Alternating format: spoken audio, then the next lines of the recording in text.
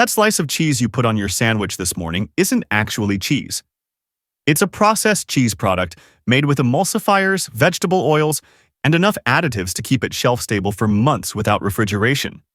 We're talking about products that contain less than 50% real cheese, products with ingredient lists that read like chemistry experiments, products that melt into plastic-like substances when heated. Independent food analysis has revealed that most packaged cheese sold in Australian supermarkets contains emulsifying salts, modified starches, and preservatives that have nothing to do with traditional cheesemaking. These aren't dairy products aged and cultured by cheesemakers. These are industrial formulations designed to look like cheese, melt like cheese, and cost less than cheese while barely qualifying as cheese under food standards. Over the next minutes, we're exposing 6 cheese brands sold in every Woolworths and Coles across Australia. Brands your family has been eating for decades. Brands that market themselves as Australian dairy while filling packets with processed cheese products that contain vegetable oils and emulsifiers. By the end of this video, you'll know exactly which cheese brands are destroying your health and what real cheese actually looks like. Number 6. Bega stringers. Let's start with Bega stringers because they're marketed to children as fun, portable cheese snacks. Parents buy these thinking they're giving kids protein and calcium. The reality is quite different. Bega stringers are processed cheese, not real mozzarella. Real string cheese is mozzarella that's been stretched during the cheese-making process, creating the stringy texture naturally. Bega stringers achieve that texture through processing and added ingredients rather than traditional cheese-making. The cheese base in stringers contains emulsifying salts, specifically sodium citrate and sodium phosphate. These salts alter the protein structure of cheese, allowing it to melt smoothly and pull apart in strings. Real mozzarella gets its stretchiness from the cheese-making process itself. Bega uses chemicals to mimic that texture artificially. These products also contain milk solids and whey powder to bulk out the cheese content without using as much actual cheese. When you see milk solids or milk powder on a cheese label, it means they're reconstituting dried milk products rather than using fresh milk throughout the process. Bega stringers contain preservative 200, which is sorbic acid. This prevents mold growth and extends shelf life. Real cheese doesn't need preservatives because proper cheesemaking creates an environment where beneficial bacteria outcompete harmful bacteria.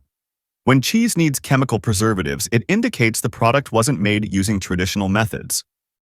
The sodium content in stringers is excessive for a children's snack. Each stick contains around 200 milligrams of sodium. If a child eats 2 or 3 as a snack, which is common, they're consuming half their daily sodium limit from cheese alone. What bothers me about Bega stringers is the marketing to children. The packaging shows happy kids pulling cheese apart, suggesting this is wholesome dairy nutrition. The reality is processed cheese product with emulsifying salts and preservatives designed for shelf stability rather than nutrition. Number 5. Coon Tasty Cheese Slices. Coon, now rebranded as Cheer Cheese, makes tasty cheese slices found in every Australian supermarket. These orange slices are used for sandwiches, burgers, and toasted sandwiches across the country. The processing involved removes most of what makes cheese valuable nutritionally. Coon Tasty Slices are processed cheese made from a blend of natural cheese and cheese products. The ingredient list reveals they use cheese as the base, but then add emulsifying salts, milk solids, and vegetable oil to create the smooth, meltable texture. The vegetable oil in these slices is typically canola or palm oil. Real cheese contains milk fat, which is a complex fat with beneficial fatty acids. Vegetable oils are added to reduce costs and change the melting properties. When you heat Coon slices, the vegetable oil separates and creates that oily puddle in your sandwich. These slices also contain food acid, typically citric acid, to adjust pH and improve shelf life. The acid prevents bacterial growth and helps maintain the processed texture.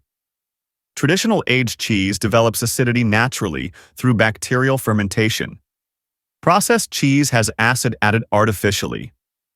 Coon slices contain annatto for coloring, which gives them that bright orange color. Real tasty cheese has a pale yellow color from the milk fat. The orange color is artificial, added because consumers associate orange cheese with strong flavor. It's visual manipulation to make processed cheese look more appealing. The texture of Coon slices is distinctively plastic-like. They bend without breaking. They tear rather than crumble. And they melt into a uniform layer rather than separating into curds and weigh like real cheese. That texture comes from the emulsifying salts and oils, not from cheese. What frustrates me about Coon tasty slices is they're marketed as traditional Australian cheese with heritage dating back decades. But these slices are processed cheese products that bear little resemblance to the aged cheddar that real tasty cheese should be. Number 4. Kraft singles. Kraft singles are perhaps the most recognized processed cheese product in the world. The individually wrapped orange squares are synonymous with American cheese, and they've been sold in Australia for generations. These are the textbook example of cheese that isn't cheese. Kraft singles cannot legally be called cheese in many jurisdictions because the cheese content is too low. In Australia, they're sold as cheese slices, but the ingredient list reveals they're primarily processed cheese product. The actual cheese content is around 50%, with the rest being emulsifiers, milk solids, and additives. The emulsifying salts in Kraft singles include sodium phosphate and sodium citrate. These salts bind with calcium in the cheese, allowing the proteins to disperse evenly and create that smooth, uniform texture. Real cheese has a grainy texture because the proteins maintain their natural structure. Kraft singles have plastic-like smoothness because the proteins have been chemically altered. Kraft singles also contain something called milk protein concentrate. This is dried milk protein that's been separated from milk and added back to boost protein content on the nutrition label. It's cheaper than using actual cheese and allows Kraft to claim higher protein content while using less real cheese. These slices contain preservative 202, which is potassium sorbate. This prevents mold and bacterial growth, allowing Kraft singles to sit in your fridge for months without spoiling. Real cheese either ages and develops more complex flavor or eventually molds. Kraft singles do neither because they're so heavily preserved.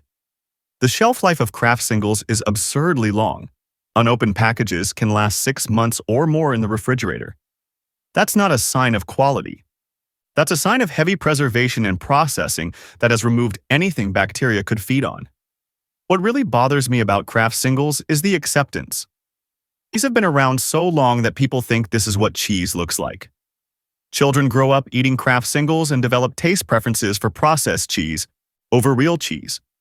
They reject actual cheddar because it doesn't taste like the chemical smoothness they're accustomed to. Number 3. Bega cheese slices. Bega makes both real cheese and processed cheese products. Their cheese slices fall firmly in the processed category, despite the Bega name suggesting quality Australian dairy. These slices show how even respected dairy brands prioritize shelf life and processing convenience over traditional cheesemaking. Bega cheese slices contain emulsifying salts that alter the cheese protein structure. The slices also contain milk, protein concentrate, and whey protein concentrate, which are dried protein powders reconstituted to bulk out the cheese content without using as much actual cheese. The vegetable oil in Bega slices is listed as vegetable fat, which is deliberately vague. It could be palm oil, canola oil, or a blend. Real cheese contains only milk fat. The addition of vegetable fat reduces costs and changes the melting properties to create that smooth, even melt-processed cheese is known for. Bega slices contain preservative 200 and food acid 330. The preservative prevents mold and spoilage. The food acid, which is citric acid, adjusts pH to improve shelf stability. Between the preservatives and pH adjustment, these slices can last months in refrigeration without degrading. The texture of Bega slices is distinctively processed. They're too smooth, too uniform, and too flexible. Real cheese slices have slight variations in texture. They crumble if bent too far, and they have visible moisture and fat. Bega slices look and feel like engineered products because that's exactly what they are. What bothers me about Bega cheese slices is the brand reputation. Bega is known for dairy products and has been around since 1899. Consumers trust the Bega name and assume these slices are quality cheese. They're processed cheese products that happen to carry a trusted brand name. Number 2. Devondale cheese slices. Devondale is another trusted Australian dairy brand owned by Murray Goulburn, one of Australia's largest dairy cooperatives. Their cheese slices trade on that dairy heritage while delivering heavily processed cheese products with minimal resemblance to traditional cheese. Devondale cheese slices are processed cheese containing emulsifying salts, milk solids, and vegetable oils. The processing breaks down the natural cheese structure and rebuilds it with added ingredients to create the desired texture and melting properties. These slices contain modified milk ingredients, which is a vague term covering various milk-derived proteins and powders. Real cheese is made from milk, salt, and bacterial cultures. Modified milk ingredients indicate industrial processing and ingredient standardization rather than traditional cheesemaking. Devondale slices also contain beta-carotene for color. While beta-carotene is a natural compound found in carrots and other vegetables, it's added to these slices purely for visual appeal. The orange color makes consumers think the cheese is aged cheddar when it's actually processed cheese product with added coloring. The sodium content in Devondale slices is high, with each slice containing around 170 milligrams of sodium. That's about 7% of the daily sodium limit from one thin slice of cheese. The sodium comes from both the cheese and the added emulsifying salts. What frustrates me about Devondale is the dairy cooperative ownership. These are dairy farmers who own the company. You'd think farmer-owned dairy would prioritize traditional cheesemaking and quality ingredients. Instead, they're making processed cheese products with emulsifiers and vegetable oils because that's what's profitable in the mass market. Number 1. Dairy Lee cheese slices. Dairy Lee is a British brand that's been in Australia for decades. The slices are marketed to families with children, promising convenient, tasty cheese that kids love. The processing and ingredient quality make these among the worst cheese products available. Dairy Lee cheese. Slices contain less than 50% actual cheese. The rest is water, milk powder, emulsifying salts, vegetable fat, and preservatives. This is cheese-flavored product made mostly from reconstituted milk powder and emulsifiers. The emulsifying salts in Dairy Lee include sodium polyphosphate, which is particularly effective at binding water and creating smooth texture. The high levels of emulsifiers allow Dairy Lee to use minimal actual cheese while still creating a product that melts and tastes vaguely cheese-like. Dairy Lee slices contain vegetable fat from palm oil. Palm oil is cheap, shelf-stable, and melts at a temperature similar to milk fat. But it's not milk fat. It's an industrial oil that's been linked to environmental destruction and provides none of the nutritional benefits of dairy fat. These slices also contain multiple preservatives, including sorbic acid and natamycin. Natamycin is an antifungal antibiotic used to prevent mold growth on cheese surfaces. Real cheese doesn't need antibiotics because proper cheesemaking creates an environment where beneficial bacteria prevent mold. Dairy Lee needs antibiotics because it's so processed that it would mold rapidly without chemical intervention. The individually wrapped format creates massive plastic waste. Each slice is wrapped in its own plastic film. Then, the slices are packaged in another plastic package. The environmental impact of all that packaging for processed cheese product is absurd. What frustrates me about Dairy Lee is the marketing to children. The packaging shows happy families and suggests this is wholesome dairy nutrition. The reality is processed cheese food with more emulsifiers and preservatives than actual cheese, wrapped in layers of plastic waste. Here's what you need to understand about processed cheese products. Real cheese is made from milk, bacterial cultures, and salt.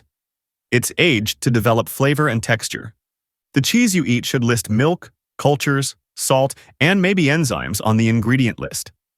If you absolutely need sliced cheese for convenience, buy a block of real cheddar and slice it yourself. It takes 30 seconds with a knife or cheese slicer. You get real cheese without emulsifiers, vegetable oils, or preservatives. And you save money compared to buying processed slices. Better yet, teach your children what real cheese tastes like. Buy a piece of aged cheddar, some Gruyere, maybe some blue cheese. Let them taste the complexity, the sharpness, the real dairy flavor. Once they know what cheese should taste like, they'll reject the processed alternatives. If this video opened your eyes to processed cheese products, hit that subscribe button right now. Share this with parents who pack cheese slices in school lunches because they need to know what's really in those individually wrapped squares. Drop a comment below telling me which cheese brand shocked you the most or if you're switching to real cheese.